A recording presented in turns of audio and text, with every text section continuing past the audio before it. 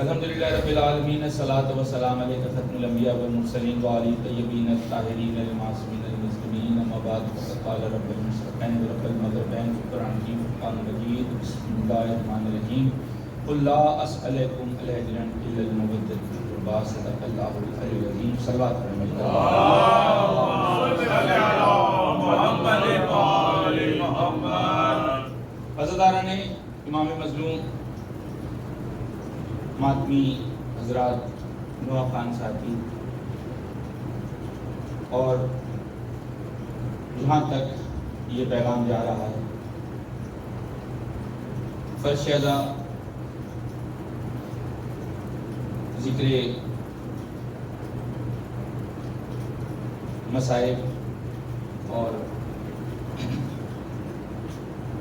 اس درد کو محسوس کرنا ہے جو سرکار ائمہ معصومین اور اولاد علی بن ابی طالب و فاطمہ زہرا صلی علی محمد وآل محمد۔ تھوڑی سی ایک 2-4 منٹ تمیزی گفتگو۔ ایک تاریخ دور تھا، انسان ظلمت میں زندگی بسر کر رہا تھا۔ جناب عیسیٰ روح اللہ کے 600 سال بعد، یعنی ان کے زمانے کے 600 سال کے بعد، عرب کی سرزمین پر خاندان بنو ہاشم میں سرکار عبداللہ کے ہاں ایک ایسے معصوم نے ظہور کیا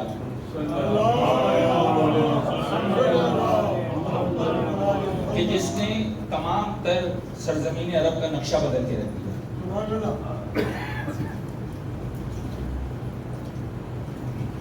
میں پہلے بھی یہ بات کر چکا ہوں اور دوبارہ یہ بات کرنا چاہتا ہوں کہ لوگوں نے بہت تحقیق کی ہے، بہت سارے معاملات پہ تحقیق ہوتی ہے، اور یہ جو ہستی ہے حضرت محمد مصطفیٰ صلی اللہ علیہ وسلم، اس ذات پہ بھی لوگوں نے بہت سوچا اور بہت سوچ کی۔ دیکھیے، ایک کتاب لکھی گئی ہے جس کا لکھنے والا جو ہے وہ عقائد کے اعتبار سے عیسائی ہے، اور کتاب کا جو عنوان ہے وہ ہے The 100 most influential personalities of the history، یعنی 100 وہ شخصیات کے جنہوں نے سب سے زیادہ اپنا اثر زمانے پہ چھوڑا ہے۔ اور اس کتاب میں جب وہ لسٹ کرتا ہے تو سب سے زیادہ اہم شخصیت کو سب سے پہلے رکھتا ہے، اور اس کے بعد دوسرے اور تیسرے۔ پہلے نمبر پہ جو شخصیت ہے وہ حضرت محمد ابن عبداللہ۔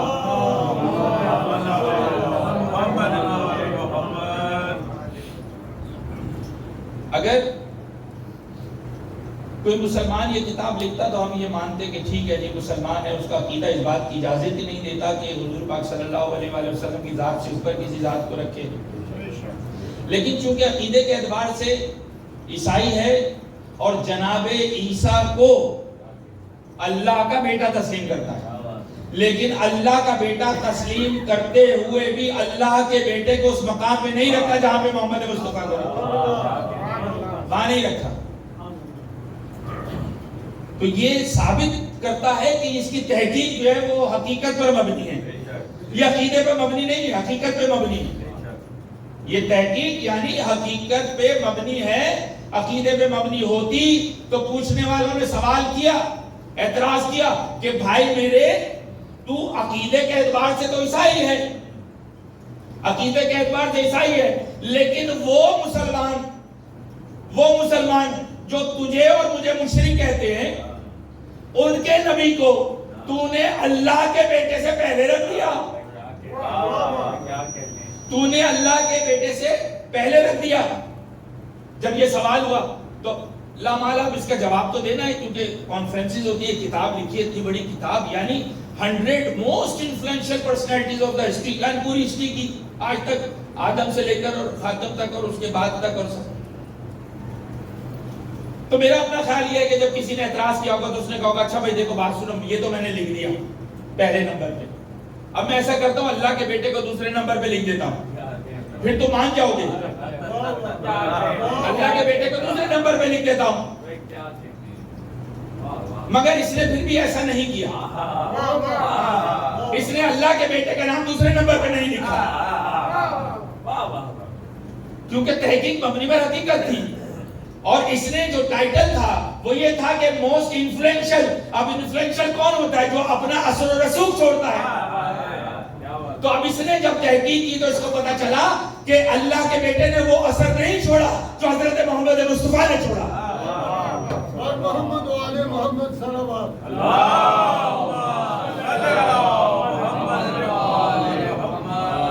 یہ بات تو ہے، اس لیے پہلے نمبر پہ ان کا نام۔ اچھا دوسرے نمبر پہ لکھ لیتا، لیکن نہیں لکھا۔ دوسرے نمبر پہ کون سا نام لکھا؟ وہ جس نے حضور پاک کے بعد سب سے زیادہ اپنا اثر و رسوخ چھوڑا۔ کیا کہہ رہے ہیں؟ اچھا ہم سمجھیں گے کوئی مذہبی شخصیت ہوگی، لیکن مذہبی شخصیت نہیں ہے۔ دوسرے نمبر پہ نام لکھا ہے آئزیک نیوٹن کا۔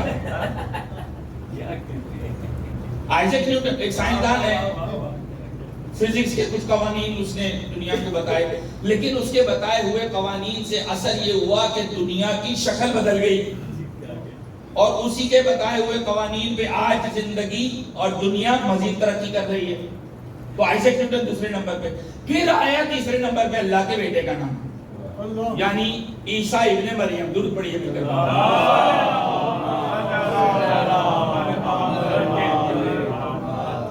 سوال یہ پیدا ہوتا ہے کہ ایسا کیا اس نے اثر و رسوخ دیکھ لیا؟ مسلمان تو نہیں ہے، نہ مسجد میں جاتا ہے، نہ جمعہ پڑھتا ہے، نہ خطبے سنتا ہے، لیکن پھر اس نے اثر و رسوخ کہاں دیکھا؟ اس نے اثر و رسوخ یہاں دیکھا کہ سب سے پہلے تو اس نے یہ دیکھا کہ یہ جو دنیا میں اتنے سارے مسلمان ہیں، یہ مانتے کس شخصیت کو ہیں؟ اتنے سارے مسلمان، جہاں جاؤ ہر بر اعظم میں مسلمان ملتا ہے، اور پورا عرب ورلڈ تو سارے مسلمان، اور پھر ویسٹرن ورلڈ میں بھی سب سے زیادہ جو کنورجن ہے وہ مسلمان ہو رہے لوگ، اور جن کو کچھ واقعی حقیقت کی ہے مل جاتی ہے وہ اہل تشیع ہو جاتے ہیں۔ مسلمان تو ہوئے رہے، لیکن جن کو حقیقت کی ہے مل جاتی ہے وہ اہل تشیع ہو جاتے ہیں۔ تو یعنی اس اسلام کے دائرے میں لوگ جوک در جوک آتے چلے جا رہے ہیں۔ اچھا اب یہ جب اس نے دیکھا کہ اتنے سارے مسلمان، یہ کن حالات میں ان کی زندگی انہوں نے گزاری ہے، تو عرب کا جب اس نے مطالعہ کیا تو اس نے دیکھا کہ بھئی ان کی جو کل عمر ہے کوئی حضرت نوح کی طرح نہیں ہے، حضرت خضر کی طرح نہیں ہے، کل 63 برس کی سن ہے کہ جس میں پردہ فرما گئے۔ اچھا 63 برس کی سن میں پہلے سال سے نبی تھے، بھئی کتنے سال کی نبوت ہے یہ بھی تو کیلکولیٹ کیا نا اس نے۔ جب اس نے دیکھا تو پتا چلا کہ ایسا نبی کہ جس کو 40 سال تک یہ اللہ نے اجازت ہی نہیں دی کہ اپنے نبوت کا اعلان کرو۔ 40 سال تک تو نبوت پوشیدہ ہے، جب نبوت پوشیدہ ہے تو کھل کے اعلان نہیں ہو رہا، جب کھل کے اعلان نہیں ہو رہا تو پھر 40 سال تک تو نبوت کا کوئی کام نہیں ہوا نا۔ کام تو جب ہوگا جب اعلان ہوگا، جب پتا چلے گا کہ میں نبی ہوں لوگوں کو، تو پھر لوگ دشمنی کریں گے، جب دشمنی کریں گے تو پھر سازشیں کریں گے، جب سازشیں کریں گے تو پھر قتل کے لیے، تکلیفیں دینے کے لیے، پریشان کرنے کے لیے لوگ آمادہ ہوں گے نا۔ پہلے اعلان تو ہو جائے، تو 40 برس کے بعد تو اعلان ہوا، تو اب کل زندگی جو نبوت کی رہ جاتی ہے وہ 23 برس کی رہ جاتی ہے۔ اب یہ 23 برس کی زندگی کو ڈیوائیڈ کر لیں 2 حصوں میں، 10 برس کی مکی، 13 برس کی مدنی۔ مکی جو زندگی ہے اس کے بارے میں آپ مجھ سے زیادہ بہتر جانتے ہیں کہ کتنی تکلیفوں میں گزری۔ 3 سال شریعہ کی تعلیم کے نکال دیں، باقی رہ گئے 7 سال مکے کے۔ اب اس 7 سال میں مل کس طرح رہے؟ بس اس طرح گفتگو اس سے زیادہ بات نہیں ہو رہی، ادھر نکل جاؤ، ادھر اس کے گھر بیٹھ جاؤ، وہاں سے چھپ کے کوئی ایک بات پیغام آ گیا، اس طرح یہ زندگی ہے۔ کوئی واٹس ایپ پہ گروپ نہیں بنایا رسول اللہ نے کہ جتنے مسلمان ہو گئے ان کا ایک گروپ بنا لیا اور اس میں لوگ ایڈ کر رہے ہیں، اور دوسرے اپنے بھی دوستوں کے نمبر دے رہے ہیں، بھائی ہمارا بھی تو دوست کا نمبر ایڈ کریں، اس کے بعد بھی میسج ہے۔ ایسا نہیں ہے، چھپ چھپ کے کام ہو رہا ہے۔ پھر اسی عرصے میں دوسرے ممالک میں بھی پیغام جا رہا ہے، اور دوسرے ممالک میں جب جا رہا ہے تو وہ گھوڑوں سے جا رہا ہے، پہاڑوں کے راستے جا رہا ہے، ریگستان میں جا رہا ہے، سمندری راستے سے جا رہا ہے، اور دشمن بھی ہیں جو راستے میں اگر دیکھیں گے تو دبوچ لیں گے کہ پیغام ہی نہ جائے. پھر ایک خطرہ یہ ہے کہ پیغام چلا گیا تو جس کے پاس پیغام بھیجا ہے کہیں وہی قتل نہ کر دے پیغام لانے والے کو. یہ کیا عجیب سا پیغام لے کر آیا. تو مشکل حالات ہے وہ 10 برس کی. اس کے بعد جب وہ رحمت کا سایہ رحمت للعالمین پہ جو تھا، دیکھیے جملے پہ غور کیجئے گا، رحمت للعالمین پہ جو رحمت کا سایہ تھا، جب وہ سایہ نہیں رہا تو اللہ نے کہا کہ اب مکہ تمہارے لیے محفوظ نہیں ہے، اس لیے کہ تم رحمت للعالمین تو ہو لیکن جو تم پہ رحمت تھی وہ نہیں ہے. سرکار عمران ابو طالب علیہ السلام کا سایہ تمہارے پاس نہیں، لہذا اب آپ مکے سے ہجرت کریں. تو مدینے آ گئے. اب 13 سال مکے میں گزارنے کے بعد وصال ہوا رسالت میں، آپ کا پردہ فرمایا ظاہری طور پہ دنیا سے. 13 سال میں کتنے کام کیے بھائی؟ سارے دین کی فارمیشن تھی، پورا دین مکمل کرنا تھا. الیوم اکملت لکم دینکم ولی دین اتممت علیکم نعمتی، کہ ہم نے دین بھی مکمل کرنا ہے، نعمتیں بھی تمام کرنی ہے، نعمتیں بتانی بھی ہیں، سکھانی بھی ہیں، لوگوں کو کس طرح تنظیم سازی کرنی ہے، یہ سب کچھ ہے. یہ ساری چیزیں 13 برس میں کی. بھئی وقتی کتنا ملا؟ اسکیئر ریسورسز، وسائل کی کمی کے باوجود اس قدر اثر چھوڑا کہ آج تک لوگ مسلمان ہو رہے ہیں، آج تک لوگ مسلمان ہو رہے ہیں. تو جب اتنی ایک پر اثر شخصیت اور اتنا پر اثر کارکردگی کہ اپ سائڈ ڈاؤن ہو گئی، یعنی وہ جو بیٹیوں کو زندہ درگور کر رہے تھے انہوں نے بیٹیوں کی تعظیم کرنا سیکھ لی، انہوں نے بیٹیوں کی تعظیم کرنا سیکھ لی. جو ماں بہن بیٹی میں تمیز نہیں کرتے ان کو تمیز بتا دی، جو 360 بتوں کو پوچھتے تھے ان کو وحدہ لا شریک کی تعلیم دے دی. تو اپ سائڈ ڈاؤن ہو گئی نا، کہاں 360 کہاں ایک، اور ایک بھی وہ جو نظر نہیں آتا. بھئی کمال یہ ہے محمد کی ذات کا کہ ایک بنوایا وہ بھی وہ جو نظر نہیں آتا. بھئی جو 360 کو مانتے وہ کسی وقت کہہ سکتے تھے نا کہ ہم آپ کے ایک کو مان لیتے ہیں، چھوڑ دیتے ہیں اپنے 360 کو، آپ کا ایک مانتے لیکن ایک دکھا دو ہمیں. یہ 360 تو ہمیں روز نظر آتے ہیں، صبح شام دیکھتے ہیں. تو تمہارا ایک ہم اس کو مان لیتے، وہ دکھا دو. کہا وہ تمہیں نظر نہیں آتا، کہا جب نظر نہیں آتا تو چلو اس کو سنوا دو. کہا ان کی آواز بھی تم نہیں سن سکتے، کہا اگر سن نہیں سکتے تو پھر اس کو چھو لے. کہا تم اس کو چھو بھی نہیں سکتے. کہا پھر کیا کریں؟ اس کی خوشبو سونگ لے. کہا تم وہ بھی نہیں سونگ سکتے. کہا تو کیا کریں؟ چکھ لیں، چکھ کے پتہ چل جائے. ایسا ہوتا ہے اللہ، کیونکہ ہمارے پاس کسی چیز کا علم حاصل کرنے کے لیے تو 5 چیزیں ہیں نا، یا دیکھ کے علم حاصل کریں گے، یا سن کے علم حاصل کریں گے، یا چکھے کے، یا سونگ کے، یا چھو کے. اب یہ اللہ 5 حصوں میں آتا نہیں. اب یہ اللہ پتہ کیسے چلے؟ کہا بھئی اگر یہ سب نہیں کر سکتے تو اللہ کا پیغام تمہارے پاس کون لے کر آتا ہے؟ کہا جبریل لے کر آتے ہیں. کہا جبریل لے کر آتے ہیں تو جبریل ملوا دو. بھئی مائیکل ایچارڈ نے ایسی تحقیق نہیں کر لی، اس نے کہا جبریل ملوا دو. جب جبریل کی بات آئی تو کہا جبریل بھی تم نہیں دیکھ سکتے. کہا چلو نہیں دیکھ سکتے، تم سے بات چیت کرتا ہوگا کسی وقت اس کی آواز سن لیں گے، آواز سنوا دو. کہا اس کی آواز بھی تم نہیں سن سکتے. کہا چھو کے دیکھ لیں جبریل کو، سخت ہے نرم ہے کیسا ہے، کس میٹیریل کا بنا ہوا ہے جبریل، تم وہ بھی نہیں دیکھ سکتے. بھئی ایک ایسے خدا کو منوایا جو نظر نہیں آتا، جو انسان کی 5 حصوں میں نہیں آتا، لیکن لوگ اس وحدہ اللہ شریک کو مان رہے ہیں. اس جبریل کو منوایا جو کسی کو نظر نہیں آتا، جو 5 حصوں میں نہیں آتا، اس کو منوایا. اس لیے منوا لیا کہ انسان کے پاس محدود حصے ہیں 5. ایک حصہ چھٹی جو کبھی کبھی کام کرتی ہے. آپ نے سنا میری چھٹی، اس نے کہا سال میں ایک مرتبہ میری چھٹی بھی کام کرتی ہے. تو چلو مان لیتے 5 نہیں 6 حصے ہیں تمہارے پاس، ایک حصہ کبھی کبھی کام کرتی ہے. لیکن سرکار محمد اور آل محمد کا معاملہ 6 حصوں کے آگے کا ہے. جہاں تمہاری حصے ختم ہوتی ہے وہاں ان کی حصہ شروع ہوتی ہے.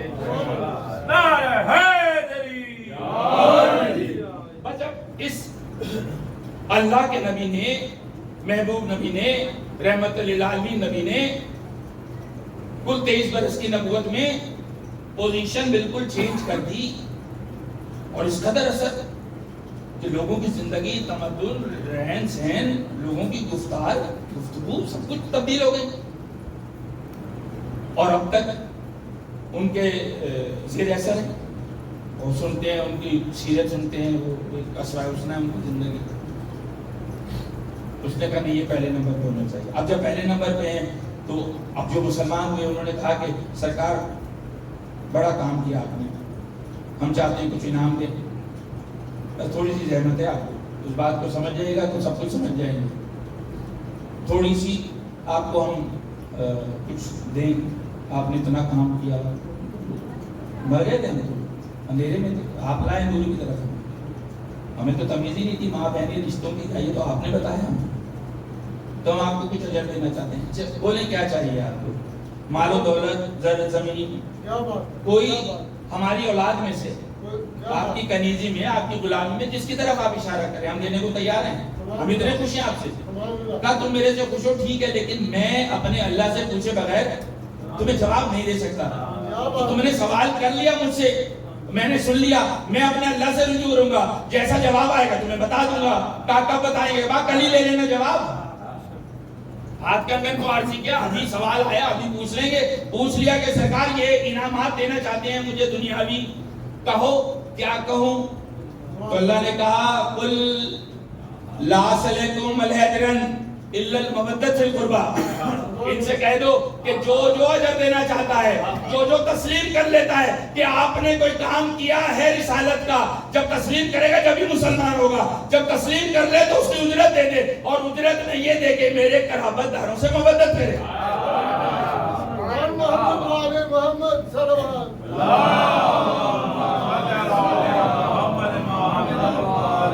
ابھی 2 روز پہلے میں نے 92 نیوز پہ دیکھا، مغرب کی جب اذان کے بعد رسول پاک کے لیے یہی آیت آگئی اللہ صلی اللہ علیہ وسلم. نیچے ترجمہ لکھا تھا کہ اے محمد ان سے کہہ دیجئے کہ میں کوئی اجر نہیں مانگتا سوائے اس کے کہ میرے قرابت داروں سے محبت کی جائے. یہاں ماری گئی ڈنڈی، یہ محبت کو محبت کہہ کے ماری گئی ڈنڈی. اور ڈنڈی کیوں ماری گئی؟ ڈنڈی اس لیے ماری گئی بھائی کہ یہ جو ٹی وی چل رہا ہے اس پہ کیمرہ لاگو ہوتا ہے.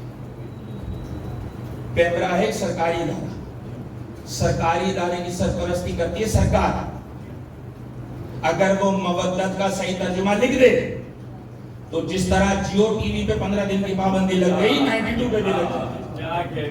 تو پتہ یہ چلا کہ جو سربراہ مملکت چاہتا ہے یا مملکت چاہتی ہے وہی لوگوں کو بتایا جاتا ہے، وہی سنایا جاتا ہے، وہی دکھایا جاتا ہے. تو اس کو چینج کر دیا، مودت کو محبت کر دیا. دیکھیے محبت اور مودت میں واضح فرق ہے. اس کی 3 شرائط ہیں جو اس میں فرق کرتی ہیں. پہلی شرط کیا ہے محبت کی؟ کہ محبت پوشیدہ ہو سکتی ہے، مودت پوشیدہ نہیں ہو سکتی. یعنی میں کسی سے محبت کرتا ہوں، میں اپنے دل میں رکھ سکتا ہوں. میں کسی سے محبت کروں، میں اپنے دل میں رکھ سکتا ہوں، نہ کسی کو میں بتاؤں. لیکن اگر میں کسی سے محبت رکھتا ہوں تو اس کی شرط یہ ہے کہ مجھے سرعام اس کا اعلان کرنا ہے.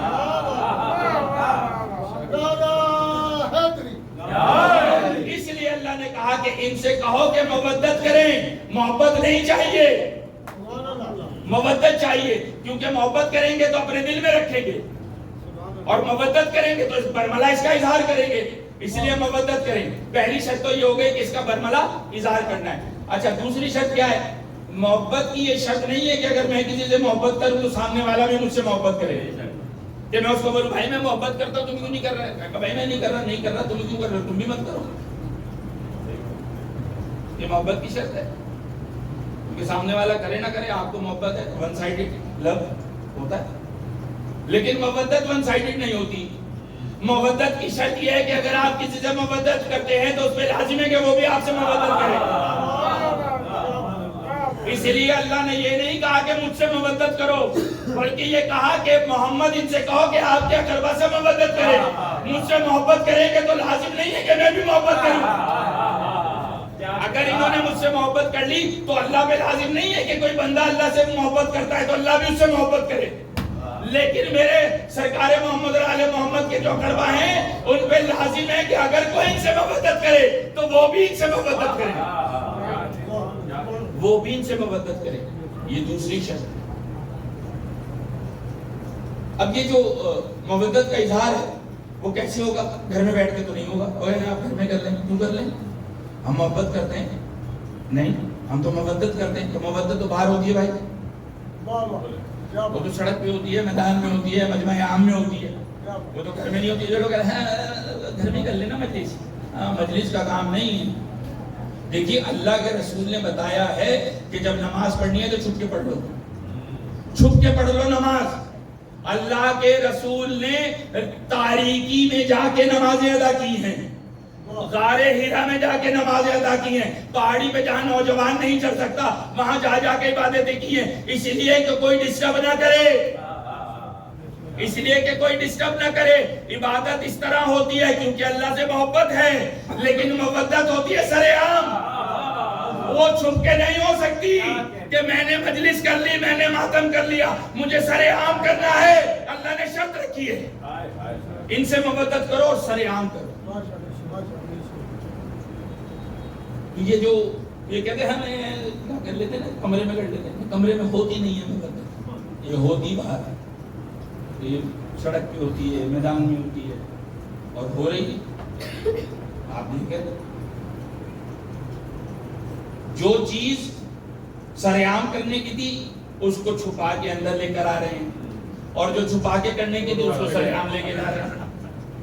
بھائی اللہ کی عبادت ہے, آپ رکھ لیں, کر لیں, آپ کو بتانے کی کیا ضرورت ہے کسی کو. لیکن جب تک 4 مرتبہ قبلہ نہیں پوچھ لیں گے اس طرح ہے قبلہ, اچھا میں نے بتا دیا اس طرح میرا گھر ہے, مجھ سے پوچھ لیں, میں نے بتا دیا ہے قبلہ ہے, تو دوسرے آتے ہوئے کسی سے پوچھیں گے ہاں رجان بھائی قبلہ اس طرف ہی ہے, ہاں بھائی قبلہ اس طرف ہی ہے, کیونکہ 8-10 لوگوں کو تو پتہ چل جائے گی کہ یہ نماز کی تیاری کر رہے ہیں. مودت اس طرح کرنی ہے کہ آؤ بھائی میں ماتم کرنے جا رہا ہوں, آؤ بھائی میں مجلس کرنے جا رہا ہوں, تم بھی میرے ساتھ چلو, فلاں جگہ میں جا رہا ہوں, لیکن نماز پڑھنے کے لیے کسی کو بتانا نہیں کہ میں نماز پڑھنے جا رہا ہوں. یہ تمہارے اور اللہ کے درمیان ہے, لیکن جو محمد اور اس کے اقربا کے بعد درمیان جو معاملات ہیں وہ کھلے عام ہے, کھل کے کرنے ہیں. تو ایک تو یہ جب لفظ آتا ہے نا مودت کا, تو اس کو سمجھ لیں کہ یہ نہیں ہے کہ میرے دل میں ہے میں مودت کرتا, نہیں, آپ کر ہی نہیں سکتے اس طرح, آپ کو کھل کے کرنی. محبت اگر تقاضا یہ ہوتا کہ محبت کرو تو پھر چھپ کے کر سکتے تھے. ایک بات تو یہ واضح ہوگی. دوسری بات یہ ہے کہ ہر انسان کا یا ہر مخلوق کا یہ ہے کہ ایک زندگی جو ہے اس کو جو دی ہے اس کا مقصد ہے. اچھا اب عجیب معاملہ ہے کہ ہمارا مقصد کیا ہے؟ بہت سارے تو اگر کسی نے بولے مقصد میرا مقصد میرا پڑھنا ہے, پڑھائی کرنا, گریجویشن کر لیا, یا کوئی ڈاکٹر بننا ہے, انجینئر بننا ہے, پائلٹ بننا ہے, یہ سافٹ ویئر انجینئر بننا ہے. یہ زندگی کا مقصد ہے, یہ زندگی کا مقصد ہے. یہ ڈاکٹر بننے کے لیے اللہ نے پیدا کیا ہے, انجینئر بننے کے لیے اللہ نے پیدا کیا. ہمیں پیدا کیوں کیا؟ انجینئر تو ہم اس لیے بنتے ہیں کہ زیادہ مال اچھا مل جائے گا, اچھی کمپنیوں میں نوکری مل جائے گی, چارٹرڈ اکاؤنٹنٹ بن جائیں گے تو کسی جگہ پہ چیف فائنینشیل آفیسر لگ جائیں گے, آڈٹ وغیرہ کریں گے اور پیسہ ایسا بنائیں گے. یہ تو اس کے لیے ہے, اس کے لیے تو پیدا نہیں کیا. یہ تو آپ نے زندگی گزارنے کے لیے سب کچھ کرنا ہے, لیکن آپ کو پیدا کیا کیوں, آپ کا مقصد کیا ہے؟ دیکھیے سورہ رحمان کی ایک آیت آپ کے سامنے تلاوت کر رہا ہوں. بسم اللہ الرحمن الرحیم. النجم والشجر یسجدان. یہ جو نجم ہے یعنی ستارہ, اور یہ جو شجر یعنی یہ درخت, یسجدان, یہ ہمیں سجدہ کر رہے ہیں. آپ نے گھر سے آئے ہیں, درخت نظر آئے ہیں, کوئی درخت آپ کو ایسا نظر آئے جو سجدہ کر رہا ہو, کوئی درخت ایسا نظر آئے جو سجدہ کر رہا ہو. ایسے آسمان پہ دیکھیں, جب لائٹ جاتی ہے نا, لوڈ شیڈنگ ہوتی ہے کراچی میں, بہت سارے نجم نظر آتے ہیں. تو ان نجوم کی طرف دیکھ کر آپ ذرا یہ دیکھیں کہ کون سا نجم, اس میں نجم ایسا ہے کہ جو سجدہ کر رہا ہے, کوئی کر رہا ہے. لیکن اللہ کہہ رہا ہے کہ سجدہ کرتے ہیں. یہ درخت بھی سجدہ کر رہے ہیں, آم کا درخت لگا ہوا ہے سجدہ کر رہا ہے, چیکو کا درخت ہے وہ سجدہ کر رہا ہے, نیم کا درخت ہے وہ سجدہ کر رہا ہے. یہ کیسے سجدہ کر رہا ہے؟ تو سیدھا کھڑا ہے, یہ تو سجدہ ایسے نہیں کر رہا. تو دیکھیے سجدے 2 قسم کے ہوتے ہیں, ایک ظاہری سجدہ ہوتا ہے, ایک معنوی سجدہ ہوتا ہے. ظاہری سجدہ وہ ہے جس طرح آپ سجدہ کرتے ہیں, یعنی آپ رکوع میں جائیں گے, اس کے بعد آپ سجدے کی حالت میں جائیں گے, ایک دم منہ کے بل نہیں گر جائیں گے. سجدے میں جانے کے لیے آپ کو رکوع میں جانا پڑے گا, اپنے آپ کو بینڈ کرنا پڑے گا, ہاف بینڈ کریں گے, پھر آپ فل بینڈ کریں گے. سجدے میں جانے کے لیے. تو یہ آپ کا سجدہ جو ظاہری سجدہ ہے. ایک ہے سجدہ مانوی جو وہ درخت سیدھا کھڑے ہو کے بھی سجدے کی حالت میں ہے, جو نجم وہاں ٹکا ہوا ہے وہ بھی سجدے کی حالت میں ہے. تو اب اللہ جس سجدے کی بات کر رہا ہے وہ مانوی سجدہ ہے کیا؟ وہ مانوی سجدہ ہے کیا؟ وہ سجدہ یہ ہے کہ اللہ تعالیٰ کی بنائی ہوئی ہر مخلوق جب تک اپنے مقصد کے اوپر گامزن ہے, جس مقصد سے اس کو تخلیق کیا. اب درخت کو تخلیق کیا پھل دینے کے لیے, جب تک پھل دے رہا ہے سجدے کی حالت میں ہے. اگر کسی درخت کو پھول دینے کے لیے پیدا کیا, جب تک پھول دے رہا ہے سجدے کی حالت میں ہے. جب تک پھل دے رہا ہے سجدے کی حالت میں, جب تک سایہ دے رہا ہے سجدے کی حالت میں. تو پتہ یہ چلا جب تک یہ ستارہ اوپر چمک رہا ہے نا, جب تک خوبصورت لگ رہا ہے نا یہ آسمان, تو اپنے مقصد پہ ہے. جب تک اپنے مقصد پہ ہے, سورج نکل رہا ہے جا رہا ہے, چاند نکل رہا ہے آ رہا ہے جا رہا ہے, یہ سارا نظام چل رہا ہے, یہ سب سجدے کی حالت میں ہے. اس لیے کہ اپنے تخلیق کے مقصد پہ گامزن ہے. اب انسان اگر چاہتا ہے کہ وہ بھی ہر وقت سجدے کی حالت میں رہے تو نماز کا انتظار نہیں کرنا, اپنے زندگی کے مقصد کو تلاش کرنا ہے. اگر آپ نے زندگی کے مقصد کو تلاش کر لیا اور اس پہ اپنی زندگی کو سوار کر لیا, اسی پہ اگر چلتے رہے تو آپ سجدہ ہے حالت سجدہ میں. اب یہاں جتنے عزادار بیٹھے ہیں انہوں نے یہ روایت سنی ہے اور میں نے اپنی تقریر کو اس روایت پہ ختم کر دیا. مسائل مجھے پڑھنے اور بہتر یہ کہ میں گھڑی بھی دیکھ لوں, 5 منٹ مجھے اور آپ کو زحمت, اور اس کے بعد تقریر ختم غازی سرکار کے علم کی برآمدی ہوگی. دیکھیے جب نبی پاک نے یہ کہا کہ بابا میرے لال کو رونے والا کون ہوگا, کون ہوگا, تو رسالت مآب نے روایت اور حدیث یہ ہے, یہ نہیں کہا کہ اللہ شیعہ پیدا کر دے گا یا ماتمی پیدا کر دے گا, نور خان پیدا کر دے گا. اللہ ایک قوم پیدا کرے گا, وہ ایک قوم ہوگی جو حسینی ہوگی. وہ کسی مذہب سے نہیں ہوگی, کسی دین سے نہیں ہوگی, وہ حسینی قوم ہوگی جس کے بڑے حسین کے بڑوں کو, جس کے بچے حسین کے بچوں کو, جس کے جوان حسین کے جوانوں کو, جس کی عورتیں حسین کی عورتوں کو روئیں گی. اب اگر ہم تو دعائے جناب زہرا سلام اللہ علیہ سے دنیا میں آئے ہیں تو ہماری زندگی کا مقصد صرف عزاداری ہے.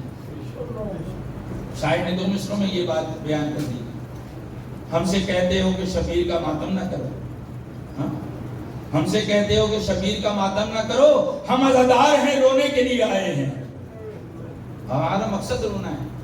یہ لوگ کہتے ہیں تم روتے کیوں ہو, یہ بدعت کرتے ہیں. بھائی ہمارا تو مقصد ہی ہے, اور اللہ کہتا ہے جس مقصد پہ تمہیں خلق کیا اگر اسی مقصد پہ رہے تو پھر حالت سجدہ میں. تو جب عزادار عزاداری میں ہے یا سید الشہداء امام حسین علیہ السلام کے مسائل کو یاد کر رہا ہے حالت سجدہ میں, ضروری نہیں ہے کہ وہ سجدہ کرے گا تو حالت سجدہ میں ہوگا. وہ ظاہری سجدہ ہے, یہ مانوی سجدہ ہے. آپ مانوی سجدے کی حالت میں جس کو اللہ سجدہ کہہ رہا ہے, وہ ستاروں کے لیے بھی وہی سجدہ ہے, درخت کے لیے بھی وہی سجدہ ہے, سورج اور چاند کے لیے بھی وہی سجدہ ہے. تو آپ جب تک اپنی مقصد حیات میں, مقصد تخلیق میں آپ سجدے کی حالت میں اسی میں رہیے, ثواب حاصل کرتے رہیے عزاداروں. اور اسی مقصد پہ آپ کو ٹکا رہنے کے لیے کہ یہیں آپ رہیں, اس سے ادھر ادھر ڈائیورٹ نہ ہو. سرکار امام حسین علیہ السلام نے دفتر کربلا عزاداروں, غازی سرکار کے مسائل ہیں, شبیہ علم کی برآمدگی ہے. یہ وہ معصوم ہیں عباس کہ جن کی تربیت ہی لڑنے کے لیے ہوئی ہے. اب آپ اس کربلا کو ذرا سمجھیں, عباس کی تربیت ہی لڑنے کے لیے ہوئی ہے. صفین کے میدان میں جناب امیر علیہ السلام نے عباس کو بھیج کر یہ بتایا کہ یہ تیاری ہے عباس کی 13 برس میں, اس طرح لڑتا ہے عباس. اور کربلا میں تو بھرپور عباس, حسرت ہے نا عباس یہ پہلے. جب شب عاشور ہوئی, میں کٹ شارٹ کیا میں نے اس کو, آپ کو اس مقصد تک جو علم کی برآمدگی ہے وہاں تک لے جائے. جب شب عاشور ہوئی نا تو ایک لمحہ ایسا آیا کہ سرکار عباس اپنے خیمے میں, اپنے خیمے سے مطلب وہ خیمہ جہاں پہ ان کے بیٹے بیٹیاں اور ان کی زوجہ قیام پذیر تھی، وہاں خیمے میں گئے اپنے بچوں سے ملنے کے لیے۔ عباس کا ایک بیٹا ہے جس کا نام ہے فضل، اسی لیے عباس کی کنیت ہے ابو الفضل، یعنی فضل کا بابا۔ فضل نے جب بابا کو دیکھا تو بابا سے کہنے لگے اور کہ بابا سننے میں آیا ہے کہ کل لڑائی ہوگی۔ کہا فضل کل لڑائی ہوگی؟ کہا بابا آپ لڑیں گے؟ کہا فضل میں بھی لڑوں۔ کہا کہ بابا سنا ہے، ہم نے دیکھا نہیں کہ آپ بابا دادا جی کی طرح لڑتے ہیں۔ کہا میں دادا جی کی طرح لڑتا ہوں۔ کہا تو بابا کل جب لڑائی ہوگی آپ کتنے لوگوں کو ماریں گے؟ ایک بار پھر عباس نے اپنے لال کو کلیجے سے لگایا اور کہا کہ فضل بس انتظار کر اس لمحے کا، میرے آقا مجھے اجازت دے دیں، تو یہ کوئی بھی نہیں بچے گا۔ یہ شامیوں کا کوئی گھر ایسا نہیں ہوگا جہاں سے ماتم کی آواز نہ آئے۔ عزتداروں وہ عباس جب مشق سکینہ لے کر گئے ہیں، کئی چیزیں عباس کے پاس ہیں، نیزہ ہے، ڈھال ہے، سواری کی لگام ہے، مشکیزہ ہے، علم ہے، یہ سب کو سنبھال کے عباس جو ہیں نہر پہ پانی دینے کے لیے گئے۔ عزتداروں قاضی سرکار جب مشکیزہ بھر چکے تو اپنی سواری اشل کے پاس اپنی گردن کو جھکا کے کہتے ہیں اشل جتنا تیز دوڑ سکتا ہے مجھے خیمہ حسینی تک لے جا، بچے میرا انتظار کر رہے ہیں، میں چاہتا ہوں کہ پانی وہاں تک پہنچ جائے۔ عزتداروں سواری نے دوڑنا شروع کیا، عباس پہ چاروں جانب سے حملہ ہوا۔ یہ روایت آپ کی سب کی سنی ہوئی ہے کہ غازی سرکار کا دایاں ہاتھ، پھر بایاں ہاتھ، فاصلے پہ شاہ نے پائے بازو اور عباس کو بے بازو تڑپتا دیکھا۔ عزتداروں مشکیزہ کو سنبھالنے کی جدوجہد عباس کی، دانتوں میں مشکیزہ کو دبایا، پھر ایک بار کہا شل اور تیز دوڑ۔ ایک تیر مشق سکینہ میں لگا، پانی کا بہنا تھا، عباس نے کہا اپنی سواری کو کہ رک جا۔ سواری نے بھی حیران ہو کے عباس کے چہرے کو دیکھا کہ کیا ہوا، ابھی تو آقا کہہ رہے تھے کہ تیز چل، اب کہتے ہیں کہ رک جاؤ۔ مشکیزہ کی طرف اشارہ کیا، عباس نے زبان بے زبانی میں، عباس کی سواری تھی وفادار سواری، سمجھ گئی کہ اب پانی تو رہا نہیں، اب عباس مشکیزہ لے جا کے کیا کریں گے۔ پھر عباس نے کہا کہ اشل ایسا کر کہ مجھے خیام حسینی کی اپوزٹ سمت کی طرف لے کے چلے، مخالف سمت کی طرف چلے، جو نہر کی طرف رخ تھا۔ نہر کی طرف جب جانے لگے تو چاروں طرف سے ایک بھرپور حملہ ہوا عباس پہ۔ بازو تھے نہیں، نہ ڈھال سنبھال سکتے تھے، نہ نیزہ چلا سکتے تھے، بس سواری پہ دائیں بائیں ہوتے، کہیں سے تیر لگتا، کہیں سے خنجر پھینکتا، کوئی تلوار کا وار کرتا، کوئی پتھر مارتا، بجت سبوں سے چور عباس سواری پہ ڈگمگا رہے تھے۔ ایک گرز ایسا لگا سر پہ کہ عباس زید پہ سنبھل نہ سکے اور زمین کربلا پہ آئے۔ بی بی پاک نے کسی عالم کو کہا کہ تم میرے لال کے مصائب پڑھتے ہو لیکن جو مصیبت سب سے زیادہ ہے وہ نہیں پڑھتے تم۔ بزرگ عالم کہتے ہیں بی بی میں معذرت چاہتا ہوں اگر میں نے کوئی مصائب پڑھنے میں کوتاہی کی ہو، آپ میری ہدایت فرمائیں۔ بی بی کہتی ہیں جو شہید اپنی سواری سے گرا اپنے ہاتھوں کے سہارے پہ گرا، لیکن میرا عباس جب گرا عباس کے ہاتھ نہیں تھے، منہ کے بل میرا عباس زمین کربلا پہ آیا۔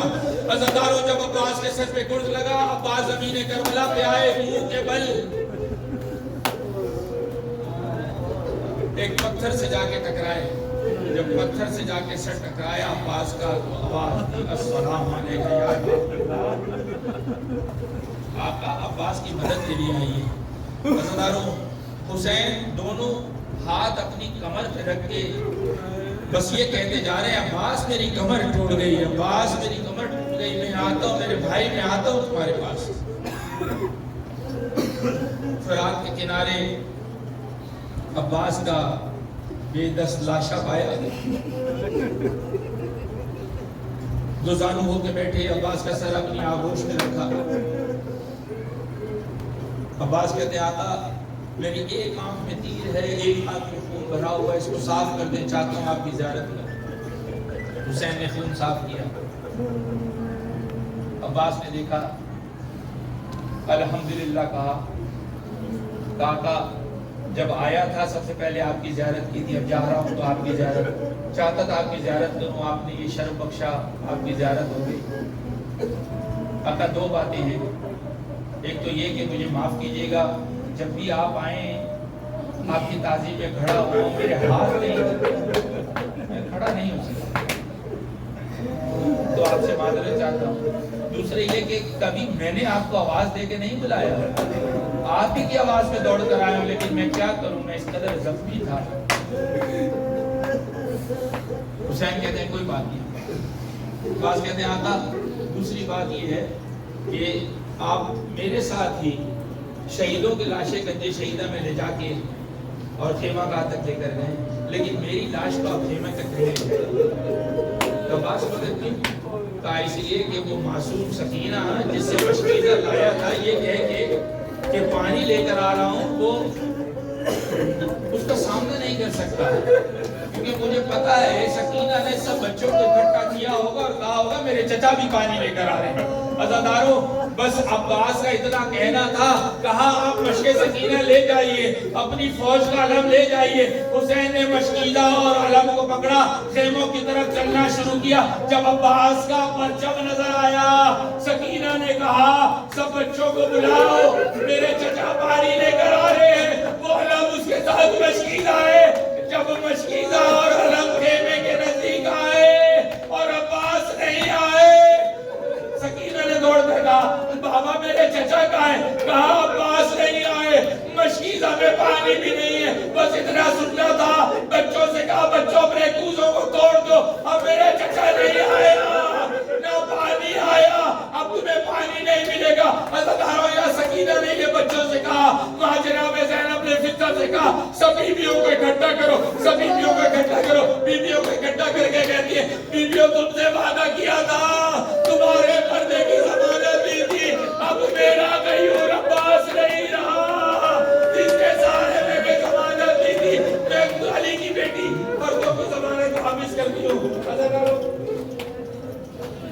عزادارو جب یہ قافلہ, بس ایک جملہ مسائل کا سن لیجیے, جب یہ قافلہ قید ہو کر, جب قید سے رہا ہو کر جناب سید سجاد جب واپس مدینے سے کربلا آئے ہیں, جب کربلا آگے جناب سید سجاد نے جناب علی اکبر کے قبر پہ آگے کہا ہے علی اکبر تم خوش نصیب ہو کہ تم کربلا میں شہید ہو گئے, کربلا میں شہید